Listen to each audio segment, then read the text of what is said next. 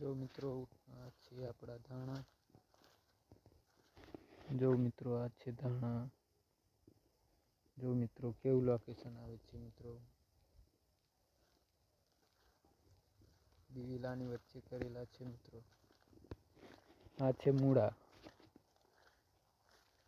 આ છે ડુંગળી.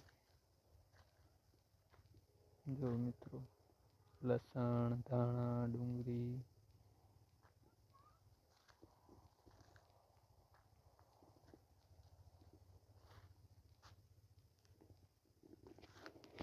જો મિત્રો આ છે આપણું ધાણા, ડુંગળી, લસણ.